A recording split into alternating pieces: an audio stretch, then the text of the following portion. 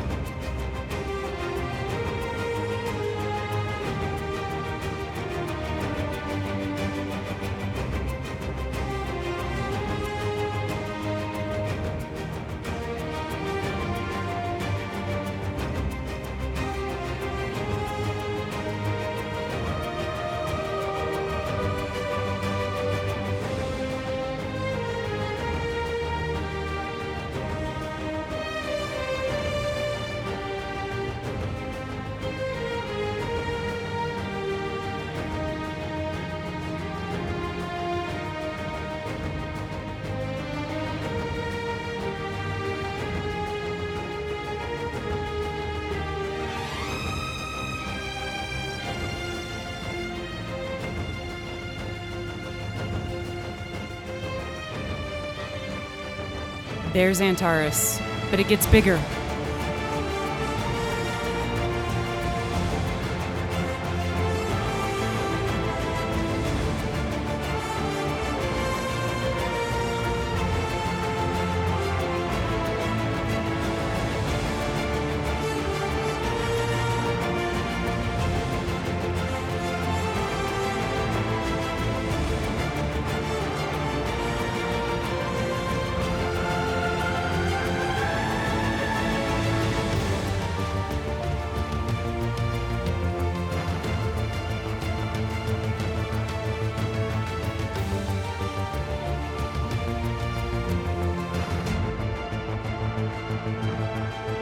We're not talking about planets. These are stars.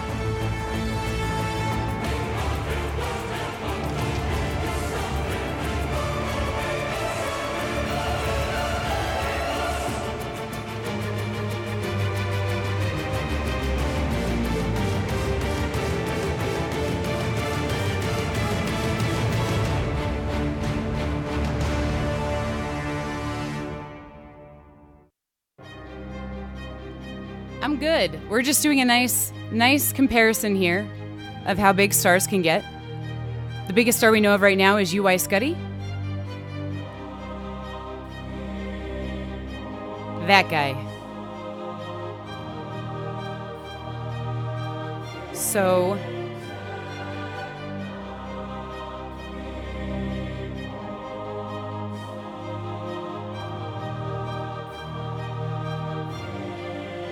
Take that in.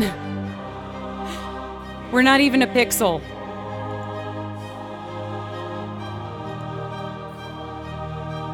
There you have it.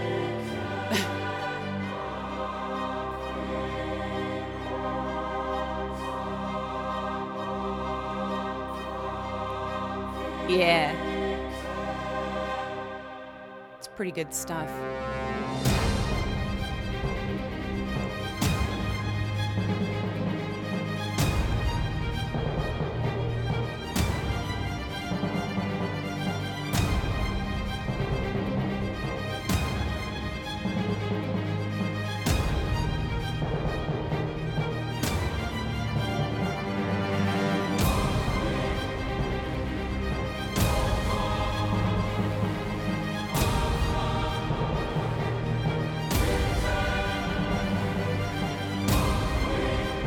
There's our star.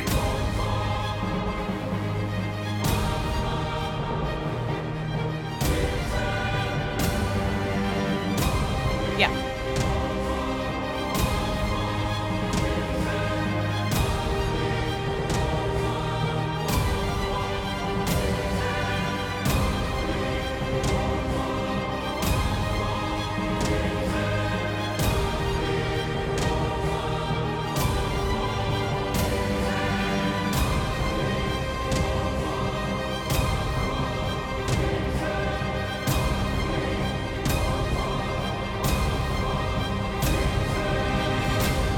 Thanks for watching. Hi, Horizon. We have Dr. Stefan here. So yeah, there you guys. I think that is a really, really, really good way to start this off. I think that is very, very, that works. We have Dr. Stefan in here. I think it is it Stefan? Yep. There you go. So I think I scared everybody. I think we're good to talk about this stuff. So, El Grande and Hey Crippler, I see you. Scuddy's been hitting the gym. Yeah, so this guy's a big guy. So our star's not that big, although it looks really big to us.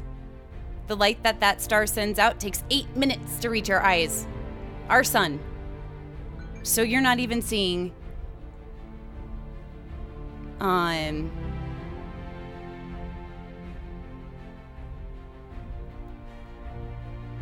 you're not even seeing it. I have to pick my jaw off the floor. I know. It's pretty incredible. We can actually just run it real quick for 1 minute at normal speed. Here you guys go. Right, ready? These are our planets. There's Jupiter, the boss planet.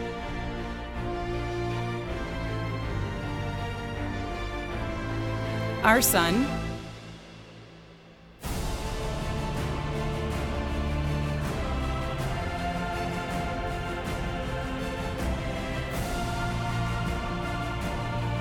There's Arcturus and Aldebaran.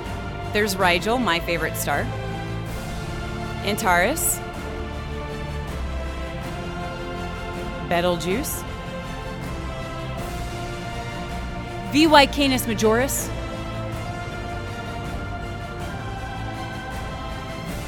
NML Cygni.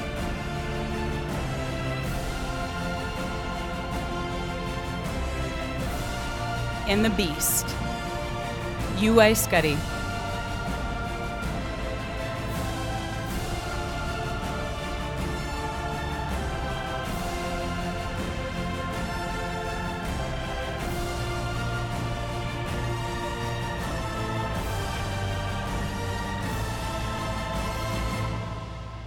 Why is that one my favorite?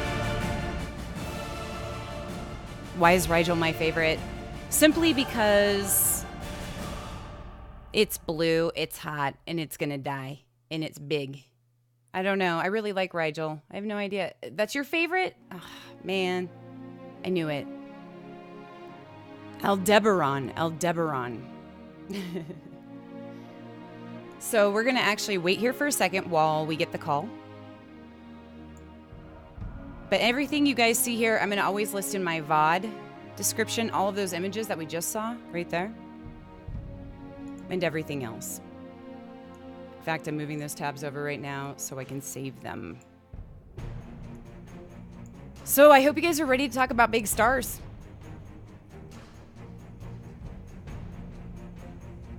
It's only 9,500 light years away. Yeah, we good. We like that distance. With that kind of star, you want that distance. It's like a bad girlfriend. No, I'm kidding. I'm kidding. I'm being funny.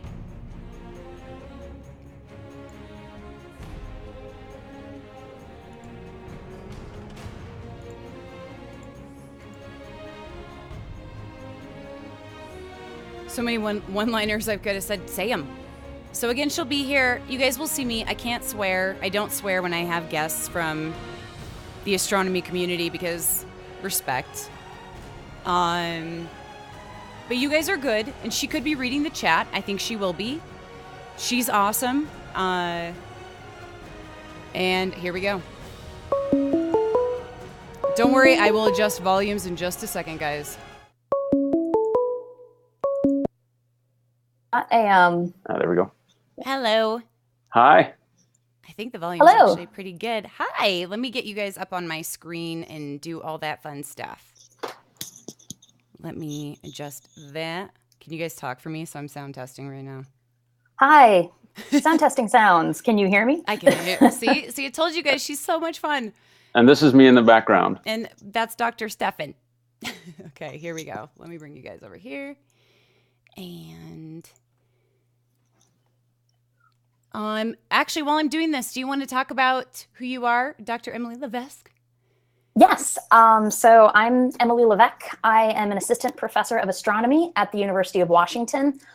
I'm just starting my third year here, and I study massive stars. I study how massive stars evolve, how they die, they explode, which is fun, and the environments that they're born in and how that affects how they live their lives.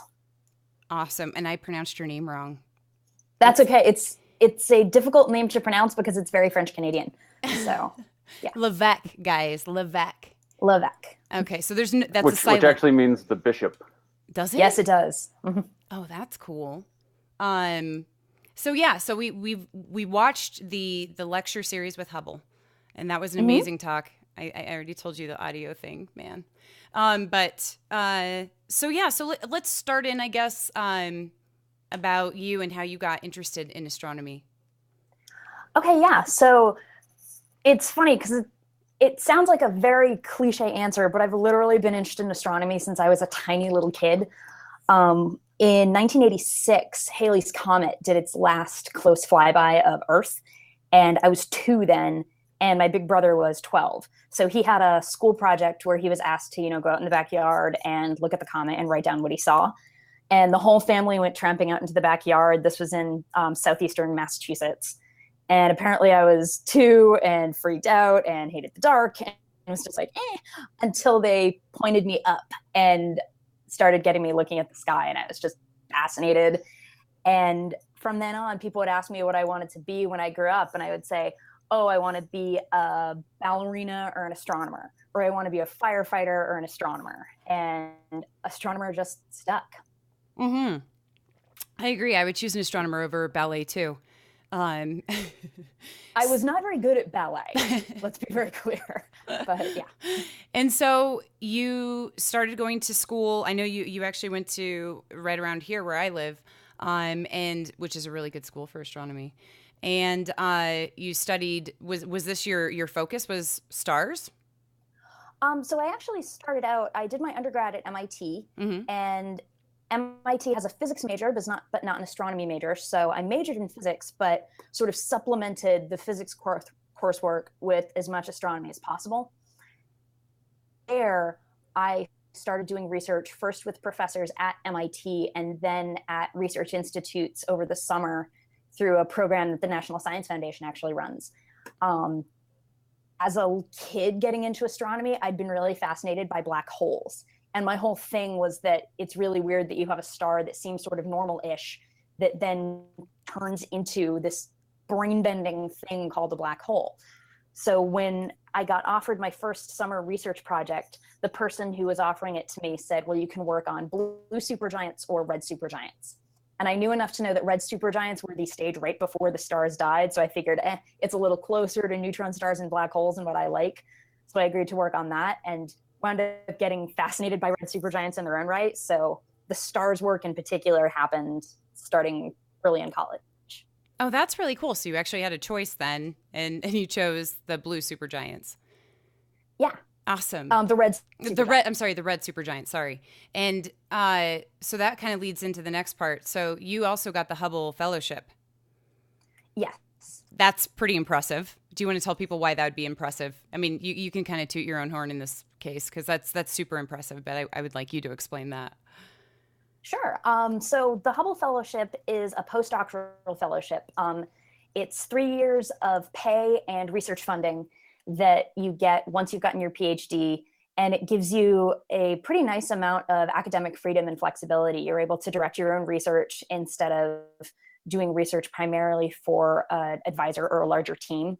And you can take it to any university that you want to in the country. So after I finished my undergrad at MIT, I went to grad school at University of Hawaii.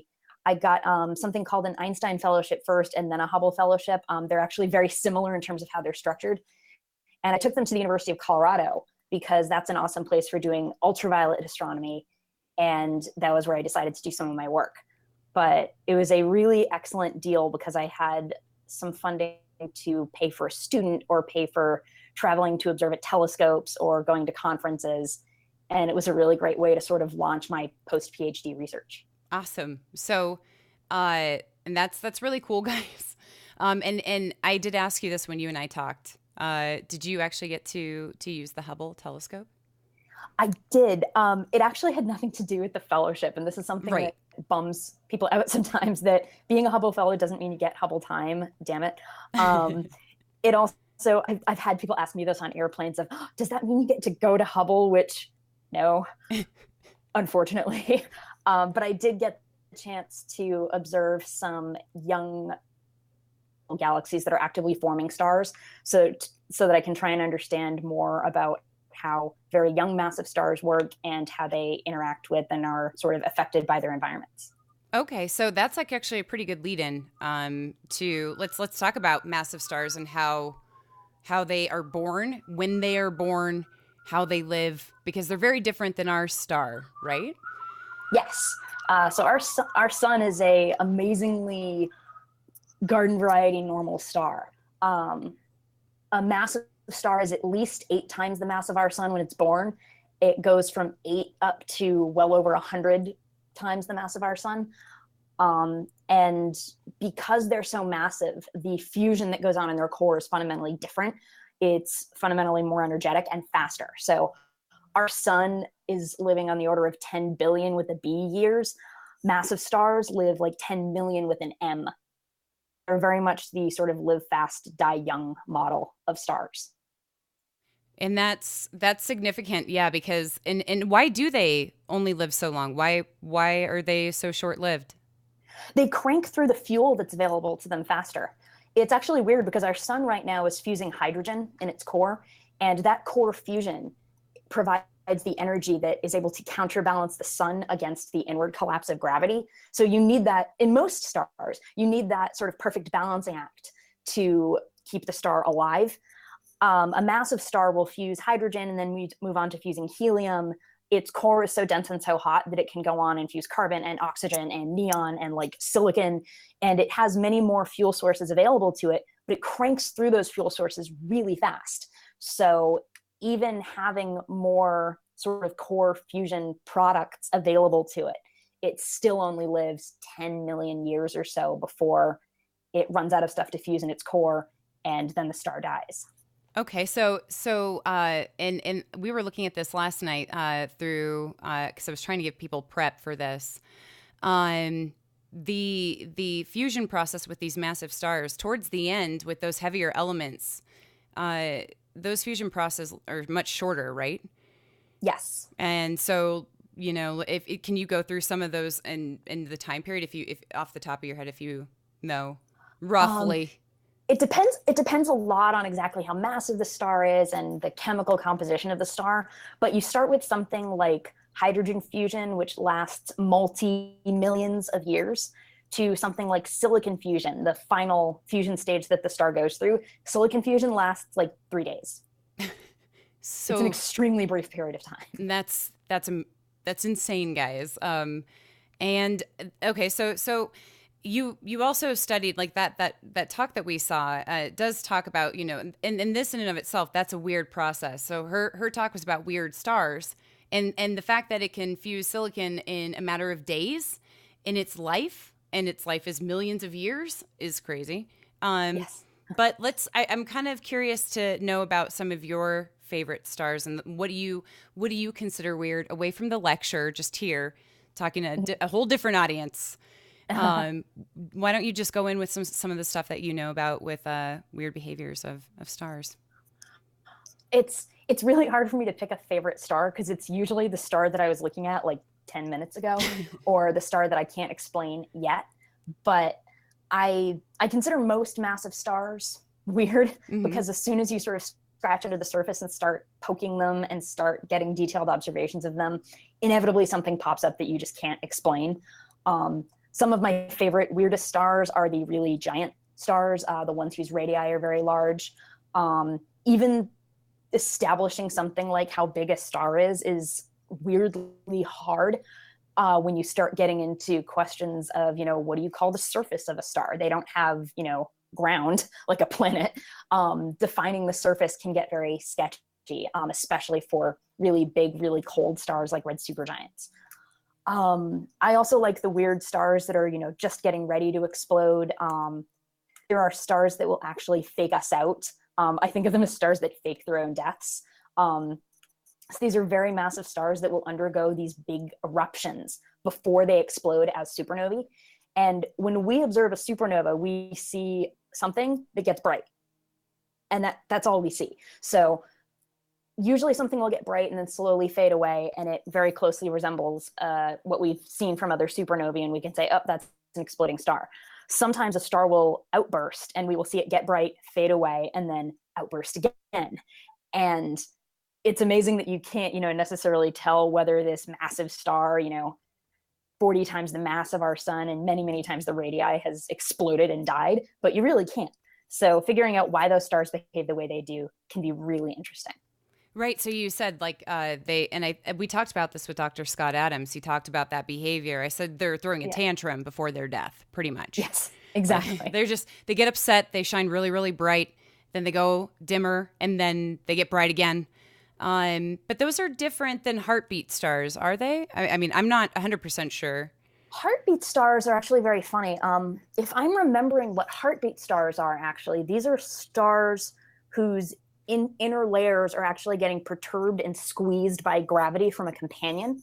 And that squeezing is actually affecting the density and the temperature deep in the star and changing the rate or the efficiency of how the star fuses elements. So heartbeat stars are certainly very weird, very funky, not something that I specialize in, but yeah, really different than the ones that are flinging off outer layers and, like you said, sort of tantruming before they die. Right. And so Emily, do you think that these eruptions, is there some theory about what causes these eruptions? Are they like maybe when it enters a new phase in the fusion chain that it all of a sudden has a burst of energy that gets supplied? So we really don't know what causes these eruptions. The stars that I'm talking about a lot of them are put under this umbrella definition called luminous blue variables. So astronomers are terrible at naming things, and a lot of what we name is super literal. So luminous blue variables are luminous, they're blue, and they vary. And many of those undergo these kinds of eruptions, and we don't know why. We can't say for sure if it's a transition to a new fusion state, if it has something to do with instabilities in the outer layer of the star, totally independent of what's going on in the interior, if it could be a companion star that's sort of poking it or disrupting it. We really don't have a very good explanation. Interesting. And okay, so we don't know that, but there's also other stars that you talked about. The one that I found most interesting, but I haven't found anybody else to talk about it with because a lot of people think I'm sneezing when I say it. The Thorn-Zhitkoff object. Yes, and well pronounced. Thank you. Yes, Thorn-Zhitkoff objects are absolutely fascinating stars. So these are stars that were predicted just as a theoretical idea about 40 years ago by Kip Thorne. So this is the famous theoretical astrophysicist. He was one of the executive producers on Interstellar. I think he's famous for making lots of bets with Stephen Hawking. He's also very famous for going to high school with my uncle.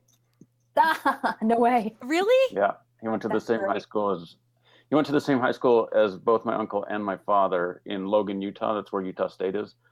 But my father, they actually went to Iran, and my father graduated from high school in Iran before they came back. But my uncle was the same year as Kip Thorne. I had he's from Utah. Yeah. I had no idea. So there's a Utah State University's in northern Utah, and that's where his father was an administrator. My grandfather was in the agricultural college. Wow. Oh, fun. I've actually never met him. I know him only through a couple email exchanges and sort of 2 or 3 degrees of separation with these Strangest object stars. So he and a woman named Anna Zhitkov, when they were both at Caltech, predicted this wacky model of star that's different than the ones that I've been describing so far. So every normal looking star that we talk about is supported by some sort of fusion process in its core. It's fusing hydrogen like our sun, or helium like Antares, which I know you were talking about earlier, or other red supergiants. Strangest objects actually have neutron stars. So these are stars that are not undergoing fusion. They're actually these little sort of compact remnants of massive stars after they've died that are supported by something called neutron degeneracy pressure. So this is at its basic level, a quantum physics principle. It's related to the Pauli exclusion principle, and it's the idea that if you squeeze neutrons together extraordinarily tightly, they will start to violently resist being pushed together this tightly and actually exert an outward force against the squeeze. So their theory was that you could drop one of these stars at the heart of a bigger star and actually achieve a stable stellar model. So you have this minuscule, unbelievably dense neutron star. These stars are like the size of a city, and dense enough that if you took a teaspoon of them, they would weigh more than a mountain. And put that at the center of a big star, and interactions between the neutron star and the big star's envelope, and the energy produced from gravitational accretion, and some fusion in shells rather than in the core, would be enough to fully support. Oh, I'm sorry, it cut out. Enough to fully support. Fully support the entire star. Are you actually able to see my stream right now? I can't see you. I just see your face. Yeah, but my stream. I have the stream up in another window, but I have it muted so that I don't keep hearing myself. Yeah, well, if you look at it real quick, you'll see what I put right next to your face. Excellent. Yay! I'm next to the Strangest object. You're right next to one. We call these TZOs though, because a lot of people don't have, that's what she's talking about. Someone actually said, wait. That was a really good question that how do these even happen? Wait, where does the fusion happen? So we think that they form from binaries. That what happens is you have 2 massive stars in a binary. One will be slightly more massive than the other, which means that it dies first, because the more massive the star is, the shorter its lifetime. And when it dies, it will leave behind a neutron star. The neutron star then gets swallowed up by the companion star as it grows and expands and gets bigger and becomes a red supergiant. So you now have a neutron star that's just been swallowed by a companion. The neutron star will spiral into the core and eventually disrupt the core fusion that's happening and supplant the core. I know that somebody in the chat asked where the actual fusion happens. So the fusion actually happens in the bottom of the of the big envelope and the big outer layer of the red supergiant. So in that region, it's hot enough because you're close enough. It's hot enough and dense enough because you're close enough to the neutron star that you get really bizarre thermonuclear reactions, or you get really bizarre nuclear fusion reactions going on. Gotcha. Sorry, there was a little bit of audio issues, but it cleared up. We're good. Okay, cool. It's probably just the internet. The internet's being funny. So yeah, and I just showed everybody kind of what this might not be exactly what you're talking about, but I put it right next to your face again. Now you have binary stars with a fusing. Actually, one's eating the other one. Stellar cannibalism. Mm-hmm. It's pretty. That's one of the things we studied. And is stellar cannibalism? Is this a pretty common thing? We're actually not quite sure how common it is. There are lots of guesses about the fraction of stars that have these companions, and what we don't yet understand is how those companions affect the lifetimes of the stars.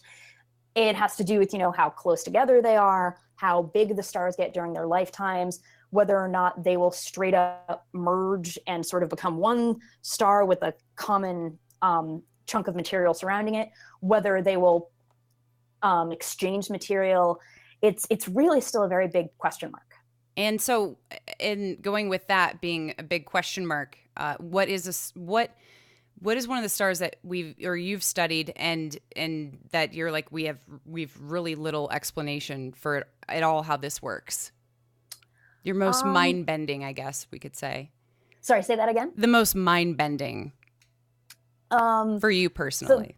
So the easy most mind bending star is the star that we think has proved this prediction of a Thorn-Jitkov object. So this was a theoretical idea from Kip Thorne and Anna Jitkov for like 40 years.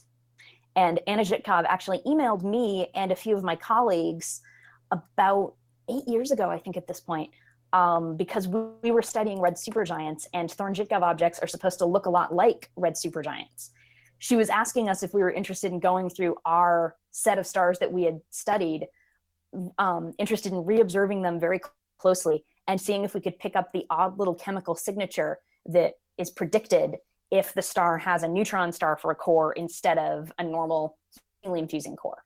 We went ahead and did that, and we actually did come across one star, to our amazement, that fit this description, that had enhancements of very odd elements that you would never normally expect to see in a red supergiant, like a lot of excess lithium, a lot of excess molybdenum, like stuff where you have to go to the periodic table and go, wait, where is that?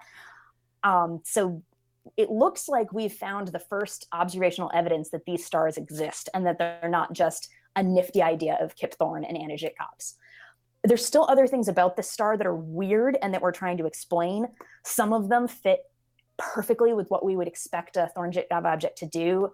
Others are still sort of odd. So we're still observing that star. We're trying to find others, because finding one is interesting. If you can find two or three, then you have a good argument for really proving that these stars exist. So I think that's my favorite right now. And what? So I have a question for you. Yeah. So when you have these very massive objects, how does the upper mass of the star, how is the upper mass of the possible stars that you can form depend on the composition of the atmosphere? Because I know that when you add more chemicals to the atmosphere, that it becomes more opaque, which limits the amount of material you can dump on it.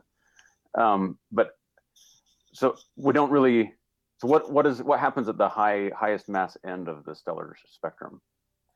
I'm actually not sure. I don't work on the very, very most massive stars. There's a lot of argument about what the upper mass limit of stars actually is. If you physically can't make stars that are more than 120 times the mass of the sun or 300 times the mass of the sun. And most of that argument has to do with, in a way, what you're describing, of how much mass you can keep piling on before you start running into trouble with maintaining equilibrium. For a lower mass star, a star like this one, or even a star in a binary, it's less of a question during the star's life because they really don't live that long. Even if you were to take two 50 solar mass stars and smack them together, these stars lose a lot of their mass during their lives. When they merge, it's not quite simply a star A plus star B behavior. So a lot of that really becomes a question of how massive a star can be born. And what happens to it over the course of its life is less of a question.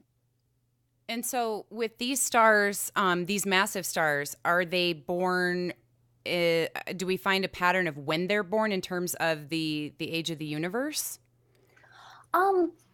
So there's guesses about how the chemistry and the chemical history of the universe has affected the masses of stars. There's this idea that back in the very early universe, where we basically had hydrogen and helium and very few elements with higher, atomic numbers, that you could make much more massive stars. As for how these form right now or when they're born right now, really all that we know is that we see massive stars in galaxies that are very actively forming and making new stars. Even the process of a star being born is complicated. It takes a massive star is formed and jumps into hydrogen fusion and starts living its life before a low mass star is even finished being made. So these stars will be born, grow old, and die while a sun like our star, a star like our sun, or a star even less massive than our sun, is still kind of getting its act together. So if we want to find stars, we need to look in galaxies where star formation is actively going on. So this is places where molecular clouds are coalescing and collapsing, galaxies that are interacting, so the molecular clouds are getting bashed together. It's a very elegant process. You basically just shove stuff together. But you need to look in those places to find massive stars being born. And what are some galaxies that you look at for those? I look at some of the galaxies very near to our own. So one of the awesome things about massive stars is they're so luminous and they're so bright that we can observe them in other galaxies. We can easily see massive stars in galaxies that are a megaparsec away, several megaparsecs away, and see them easily. We can get spectroscopic observations of them. We can study their chemistry very closely. I like looking at other galaxies because, like I said, I'm interested in how the galaxy environment affects the evolution of the star. It's the nature versus nurture debate, but as it applies to stars. So I look in places like the Andromeda galaxy, like these two galaxies called the Large and Small Magellanic Clouds, where if you have any viewers in the Southern Hemisphere, they will know these well. These are two little satellite galaxies of our own Milky Way that you can see in the southern sky. They basically look like these two big fuzzballs. So those are excellent places to study stars that were born in a different galaxy than ours, born with a different chemistry than ours. Those are some of my favorite places to look. Yeah, and guys, you can actually see those. If you got a good pair of binoculars, they're still going to be fuzzballs. When you look at a lot of the Messier objects, they're fuzzy. And yeah, so if there's anybody here in the Southern Hemisphere, there might be. There you go.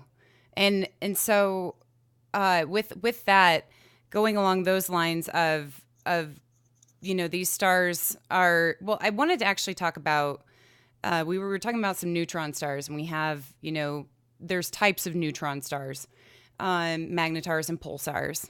Mm-hmm. And I see you get all excited. So talk about some pulsar stuff. So again, I don't study pulsars directly. Right. I find them interesting just as odd stars. Mm-hmm. So what pulsars are they're a subset of neutron stars that have, and I apologize in advance to experts of this where I may get a couple of the details wrong. There's subsets of neutron stars that are emitting beams of light along out of their magnetic poles. So it has to do with beaming from the star's very strong magnetic fields. The reason that we see this as a pulsar, so literally a pulsing star, has to do with the fact that, like Earth, the magnetic poles are offset from the rotational pole.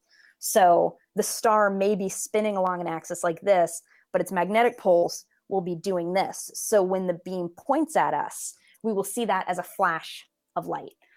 The really ridiculous part comes when you realize how rapidly these stars rotate, that we will see pulsars pulsing on the order of milliseconds.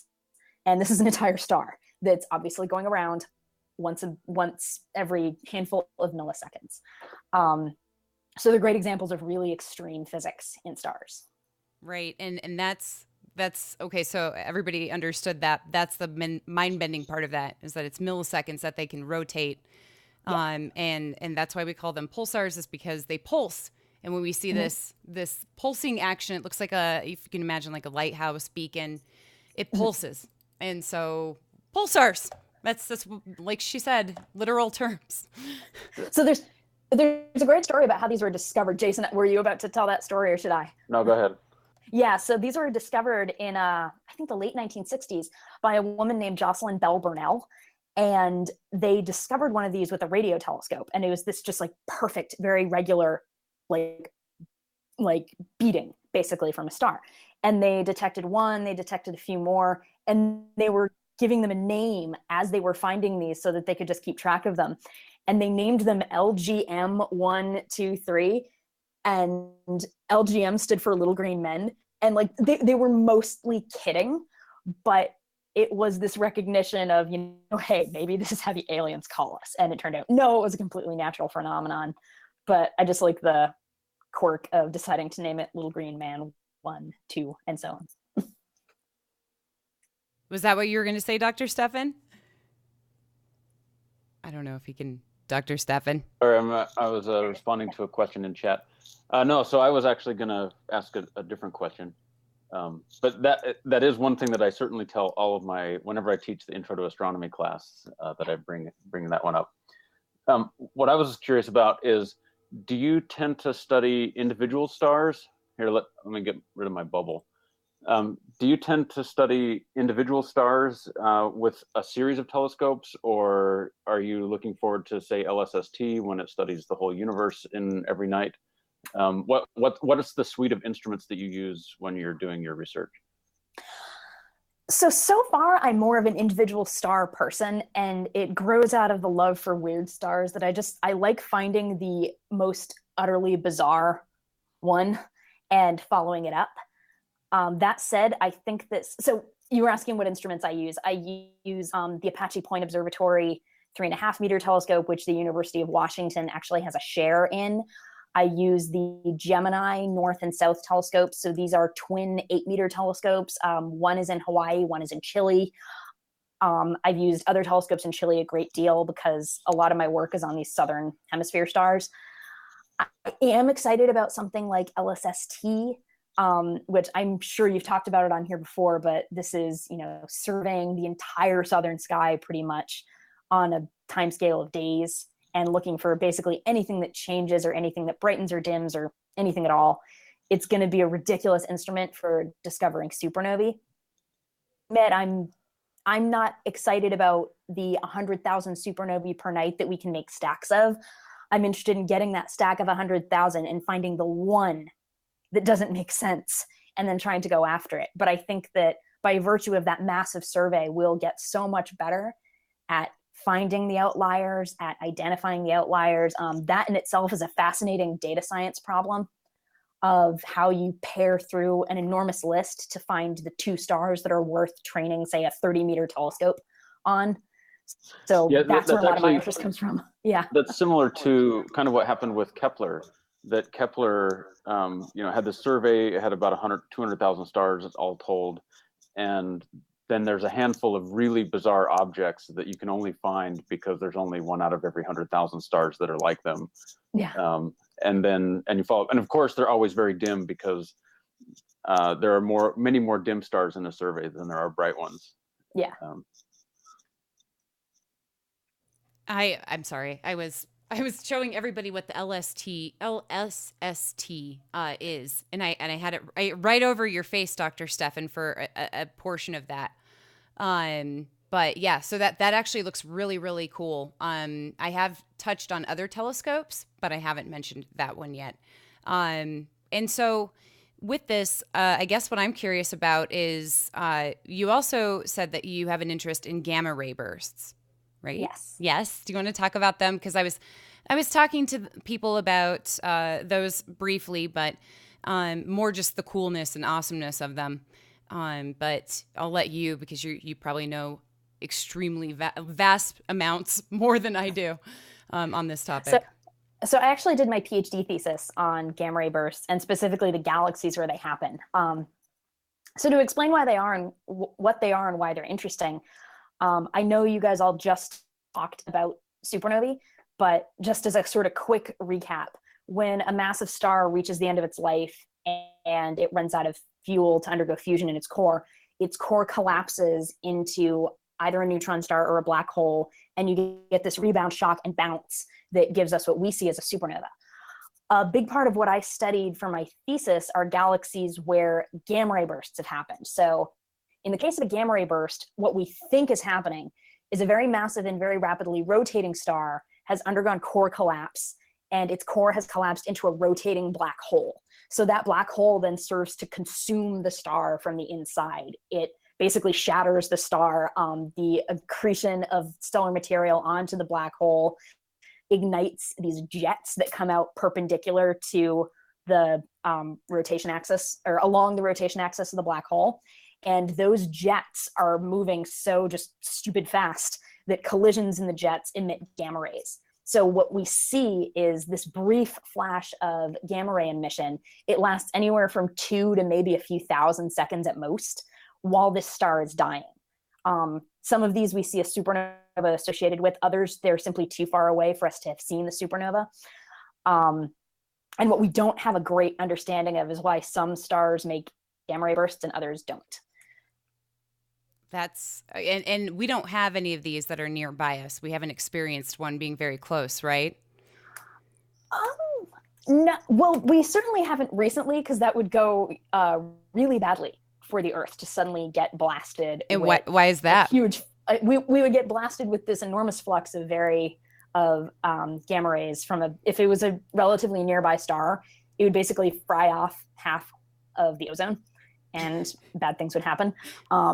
There's a theory that gets tossed around that this could have previously caused a mass extinction event. I don't think it's a popularly accepted theory, but in the abstract, it's the sort of thing that could cause a mass extinction on a planet. But no, most of all of the gamma ray bursts that we see are very far away. They're happening in other galaxies. And the galaxies are actually right now our best tool for trying to understand why they happen. My thesis was trying to see if there were any chemical similarities between galaxies where gamma ray bursts happen and galaxies where just normal supernovae happen. And so since these happen so quick, how do you guys catch them? So there's telescopes that are specifically designed to search for gamma ray bursts. The Swift telescope and the Fermi telescope are the two that I'm most familiar with that are both orbiting Earth right now. And they're designed with these very wide field gamma ray detectors that basically stare at a chunk of the sky and look for a flash of gamma rays. Once they detect one, they point to it as quickly as possible. They train other instruments on board the telescope on it to try and localize it. And then they'll send a notification back to Earth. And inevitably some astronomer gets this notification, goes, oh my God, and tries to get control of a ground-based telescope as quickly as possible to follow it up. Interesting. Dr. Stefan, do you have any questions on gamma ray bursts? Not on gamma ray bursts, but just to point out that a lot of new facilities and old facilities new facilities are being built and old facilities are being repurposed to do what's kind of a new domain in astronomy, which is the time domain astronomy.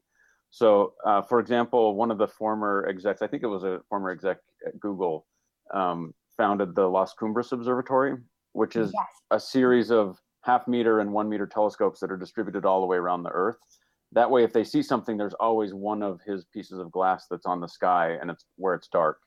And so being able to do astronomy that doesn't take days or months to resolve what's happening, but rather astronomy where on the order of seconds or minutes, you can turn a telescope to see something is really a new field. It hasn't been around pretty much ever before in the last 20 years or so.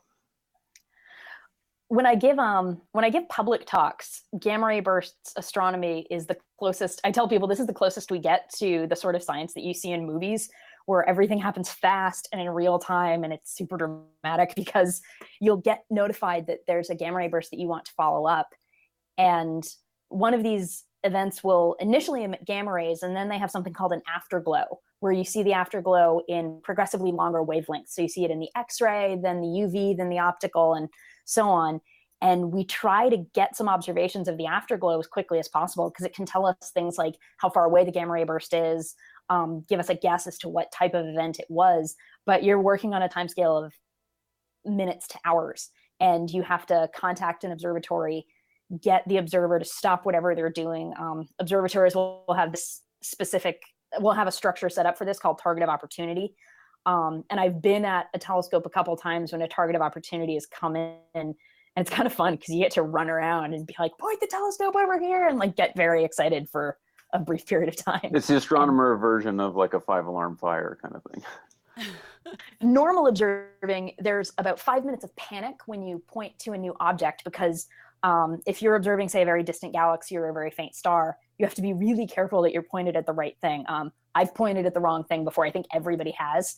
And when you do, wasting valuable minutes or hours of telescope time. So it's usually 5 minutes of terror and math while you make sure you're pointed in the right place. And then you could expose. And my objects are very dim, so a lot of my exposures are half an hour to an hour. So you kick expose, and then you just kind of wait. And then an hour later, you panic again. So something like targeted opportunity observing is a breakup of that routine. Yeah, we don't hear much. Like I don't know much about that kind of stuff at all. I don't think a lot of people in here. Maybe some people do know, but that's no pressure, no pressure situation, none at all. They used to tell us during grad school, I observed at Keck a lot on Mauna Kea, and they were very fond of telling us how expensive Keck was to operate, like per night or per hour, and how much it was costing for you to be in control of that telescope. And yeah, you got very, very careful about how you used your time. Man. So another example of time domain astronomy is when people find exoplanets from microlensing, because they'll have an all sky survey or a large part of the sky survey that's done with a small camera that sees a small rise in brightness of some object, and the small camera allows you to see a larger part of the sky, and then once they get that signature, then they they send out a communique to everybody. Now start looking at this particular target, and they give coordinates to it, and then other people jump on with their telescopes. And over the course of a single night, and then usually for a couple of days, you'll have several people jump on it, and then it fades away. The event is gone, and then they go back to just kind of passive observing mode. That's really interesting, because I have no idea about any of this kind of stuff as far as ground-based observations go. And so I'm trying to see if there's any questions that I saw. I thought there was one there. No, sorry. But yeah, so gamma ray bursts are what you studied, and again, you said that these are far away. They're located, and they're pretty bright when they happen for that second or thousands of seconds, right? They're I've referred to some of them as like the second biggest bangs, that they're the most luminous, most powerful explosions that we know about, basically, in the universe, short of the Big Bang itself. Mm-hmm. There are a couple that we've detected at just absurd distances. These usually compete with very tailored observations for very distant galaxies for our distance records and the farthest that we're able to see in the universe. Oh, wow. Okay. Yeah. That's interesting. So is there anything else, like as far as interesting stars, that you want to talk about and share with anybody that you think here would be thinking that's really cool? I had no idea. It's kind of funny because I can think of, individual one-off ones that come to mind. Like I just finished writing a book, writing my first book actually, and it's on red supergiants. And it's for other astronomers. It's getting published in about a month and a half. And as part of writing that book, I was learning how much I don't know and how much we as astronomers don't know about this very specific type of star. And as you do something like that, you discover all these weird one-offs and all these exceptions to the rule and all these odd little things that surprise you. One thing that surprised me is that there's a common result that gets quoted a lot in astronomy right now about how many massive stars have binary companions. And the assumption is that most of them do, that most of them have companions that they'll interact with at some point that will somehow affect how they evolve. And this is an interesting result when you look at red supergiants and look at how few red supergiants we've discovered companions for. We actually have never seen an example of a red supergiant with a companion star that's actively pulling mass off of it. And you'd expect that we would. So while I was reading about these and kind of preparing this book, I came across this one funky example of a star that's actually not a red supergiant. It's a yellow supergiant that does have a companion.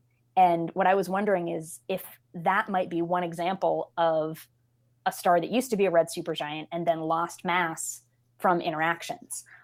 It's this very weird little star that nobody's paying very much attention to. I'm trying to fit it with some sort of theoretical models of how binaries can work to see if that can explain it. If it works, I'd like to go try and look for more of them. But these are the sorts of things that you come across just as you read old papers or compile old research. You'll typically see somebody saying, oh, that thing was weird. Well, fine, moving on. And you kind of want somebody to come along later and scoop up the weird stars and start seeing what they can do with them. They have those at parades all the time. We do have a couple questions from the chat. One of them is, do you know if there are temperature limits? Like what can you say about what's going on in the cores of these stars in terms of their temperature and densities and how they might compare to the sun? So in a massive star, the temperature and the density are both going to be much, much higher than the temperature and density in the core of the sun. I unfortunately don't have exact numbers off the top of my head, though it's something that you can look up. I don't feel too bad about that because the numbers cease to have meaning. Like when you're talking about 1 billion Kelvin, you're just sort of like, okay, that's really hot. But we do see that manifest in these stars in the form of really high density and really high temperature in the core, and how that affects fusion in the core of the star. That you're able to fuse hydrogen in a totally different way than our sun fuses hydrogen, or you're able to fuse, silicon. Limits in that once something gets to a particular density or a particular temperature, it stops behaving like an ideal gas, which I'm guessing a lot of people are familiar with from chemistry, and starts behaving like a degenerate gas. So I mentioned the word degenerate before when I was talking about neutron stars and the sort of quantum physics principle that supports it. Once the core of the star gets really dense or really hot, it stops behaving like a normal ideal gas, starts behaving more like a degenerate gas. So things start getting weird. Like as you add more mass to it, it shrinks rather than grows.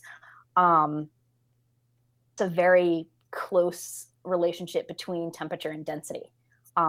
If you plot density versus temperature for the cores of stars, it's this very interesting looking plot where you see sort of changes in, it's not quite phase state, but it looks a little similar to, the diagram that you see about when water is ice versus liquid versus gas or something like that. Something similar happens in a much more extreme scenario in the insides of stars.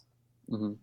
So when these stars are going through their different, I guess, death throes, can you see, all right, is there any way to tie, or what ties are there that you know of that connects your research to the production of elements heavier than iron? Yeah. So I don't study the immediate flash after the star dies. I tend to wait until it's dead and then go in and do like crime scene forensics on the environment. But that actual explosion itself and just the velocity at which you hurl junk from the star out into the interstellar medium is a major part of how you make elements much heavier than iron. So you hear the whole "we are all made from star stuff" sort of adage, and that's where a lot of that comes from, is from very heavy elements formed in a supernova explosion. Okay. Sorry, I'm reading chat too, because there's a few questions, but we can, unless there's anything else, it looks like chat's got a lot of good questions about stars. Yeah. Well, do you want to, do you know in our star's life, right now it's still going through that hydrogen helium fusion process, and it will be doing that for quite some time. A lot of the stars that are massive do that in a very short amount of time. And someone was saying, sorry, I was responding to something up there is kind of what I was doing there. I was slipping that in. It's not about our stars, so don't worry. And where was it? I'm trying to look for it. Oh, as the energy goes down, can you observe wait. What is that followed up with? Gamma ray burst capture. I think that's what they were talking about there. As the energy goes down, can you observe the afterglow? So most of our afterglow observations come from observing the afterglow in the optical or the infrared. So sometimes we'll get radio afterglows too. So the afterglow will decay from gamma ray through X-ray, UV. You can draw a line straight down the electromagnetic spectrum. And the longer the wavelength, the longer we have to observe it, basically. So a lot of our afterglow observations wind up being optical or infrared or radio. Even those, you've got less than a day, but maybe a couple days in some of the more extreme cases. So you're still moving very quickly. Mm-hmm. But those are usually how we're able to pinpoint exactly where the gamma ray bursts are coming from, because when we detect the gamma ray flash, the telescopes aren't designed to be hyper precise. They'll say it's sort of over there. And then they will use X-ray and optical telescopes also on board to try and get a slightly more precise position, but it's usually ground-based follow-up observations that will pinpoint the exact afterglow and go, it is perfectly aligned with this galaxy. It must have happened in that galaxy, which is right most of the time. Occasionally it's behind a nearby galaxy and we mistake the association, but it's usually a pretty good sort of first approximation. Gotcha. Well, I definitely don't have any more questions, and it's at that time that we usually ask questions. If my mods have any that they've taken down, or if you saw any yourself, Dr. Stefan. He's really good at filling the questions. He's been doing that right now. In fact, I'm sure that's why he's not saying anything right now. I'm just searching for question marks in the. So here's one from someone whose name is all white. Passionate Matt. How much mass is lost through the rotation and stellar wind in a binary system? Yeah, so that's actually a good question. It's like,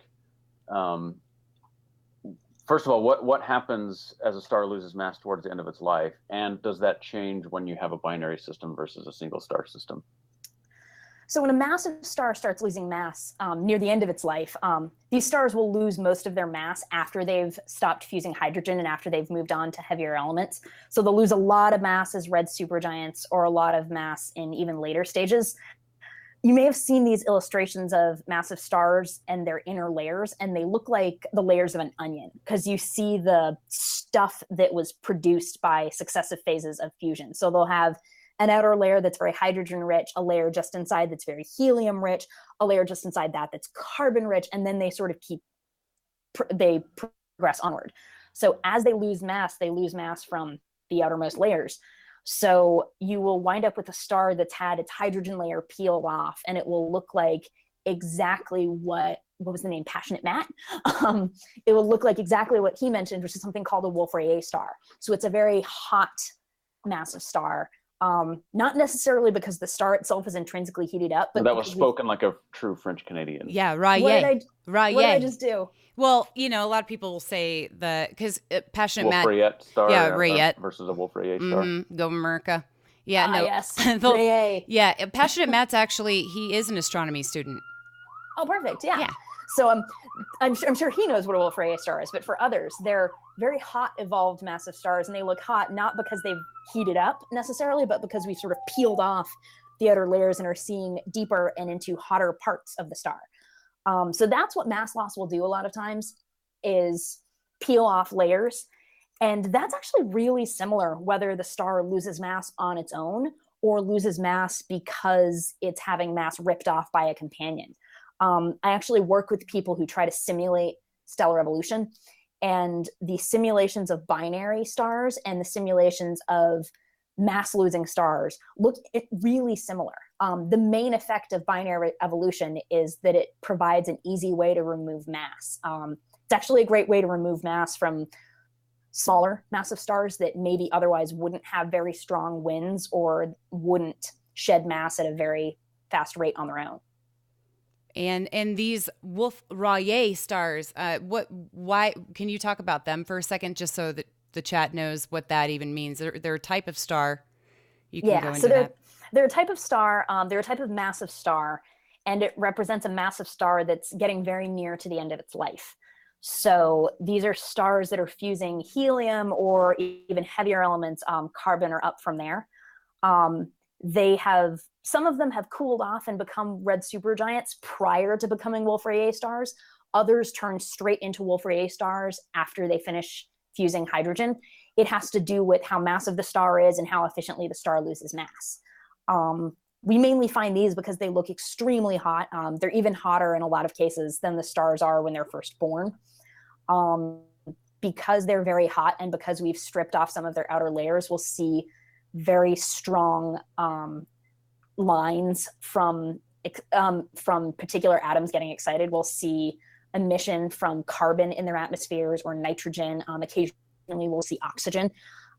This makes, because they're so hot, they're very luminous, so they're very easy for us to spot in other galaxies. So I have colleagues who specialize in studying these in the Magellanic Clouds, for example. And what spectral type? I've been really pressing these guys to learn the spectral type. I have a very terrible way of remembering that acronym, so I'm not going to say it on here with you. Because "Oh, be a fine girl, kiss me" was an awesome one. Yeah, that was good. When I learned that in my classes, I was like, that's not going to work with me. I'm going to have to redo that. And so I just made it very elegant and ladylike. But so these WR stars, you guys are hearing me say that's the Wolf-Rayet stars. What spectral type are they? Since they're hot, I know my chat might be able to want to say something. You guys can, if you remember, but I'd like you to answer that. What spectral type?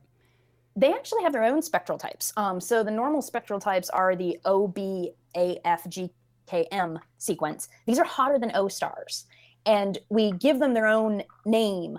We try to keep them distinct from the O and B type stars, because O and B type stars are stars that are still fusing hydrogen in their cores.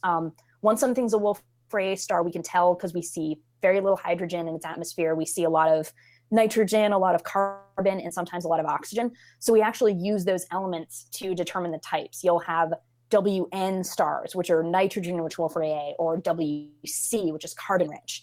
And we use those to distinguish between what evolutionary state they're in. So they have their own little spectral type set. Yep, and I just threw you guys all a curveball. So I have another question related to the University of Washington. I have to admit, I've been revisiting all of my last 25 years of conversations where I've been mispronouncing Wolf-Rayet stars. Because I know that Suzanne, for example, focuses a lot on the low mass end of the main sequence. Are there a lot of astronomers who actually study stars as opposed to people like me who do exoplanets? And are there concentrations where is like the University of Washington a particularly good place to study stars because of a higher than average density of practitioners? I would say that there are a good number of astronomers that study stars. The number of people in any given field is often a function of where the exciting new discoveries are happening, and honestly, in some cases, where the funding is. And massive stars, I feel like, got a bad rap for a little while because there was this very much misunderstanding that we'd sort of figured them out, and we totally haven't. There's now a resurgence of interest a bit in massive stars in particular, because these are the things that make supernovae. These are the things that make gamma ray bursts. These are the things that dominate the light from any young star-forming galaxy. So there's a lot that we need to know about them. And University of Washington is, in fact, an awesome place to study stars. It's one of the reasons that I'm here. Jason had mentioned Suzanne. So that's Suzanne Hawley, who's a professor in our department who studies low-mass stars. Paula Scuti is another professor here who studies something called cataclysmic variables, which are these fascinating binary star systems with low-mass stars and white dwarf companions that I cannot even begin to get into good detail about, but they're really interesting binaries. We have people like Julianne Dalcanton who study populations of stars in other galaxies. I'm now here studying massive stars. One person who is just, I think a lot of people in astronomy know his name, is George Wallerstein. And he is just a giant of stellar astrophysics. He's been studying stars for decades. I think he just celebrated his 60th anniversary of his first observing run. He's been observing for 60 years. I may be wrong. It may even be 70 years. So he was old when I was a graduate student, and now he's like, I don't know. I think he stopped skiing just a couple of years ago. But he stopped skiing just a couple of years ago. He stopped doing sort of first ascent mountain climbs. He is the most interesting man in the world. But he does a lot of sort of classical research on stars. And he's an interesting example of the sort of brain that you had to have as a scientist back in the pre-internet days, because he has a practically photographic memory. He remembers everything.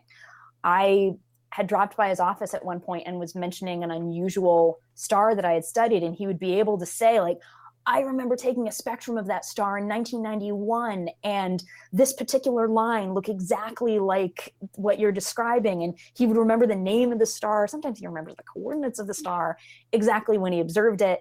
And you realize this was a skill that you had to have when you couldn't just Google everything, and you couldn't just quickly pull up a paper on the internet and look something up.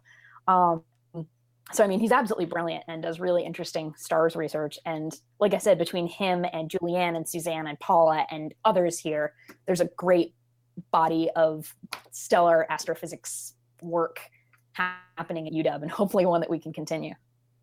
And are we finding out that binary stars are more common than originally thought?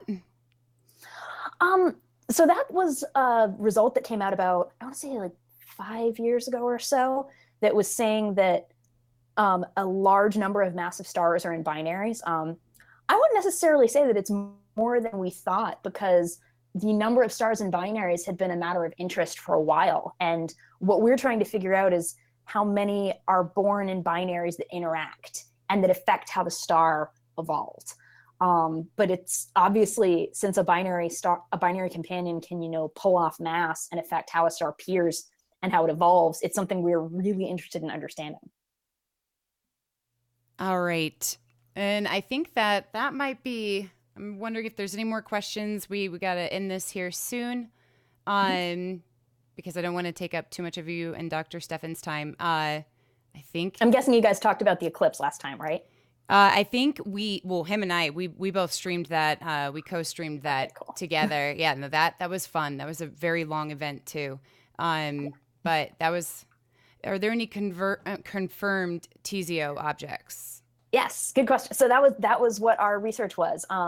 So Anna Zhitkov, so the Z of TZO, had emailed us and asked us if we were interested in observing red supergiants that we'd previously studied, to see if one of them might be a Thorne-Zhitkov object instead. Thorne-Zhitkov objects look exactly like red supergiants, except for tiny differences in their atmospheric chemistry.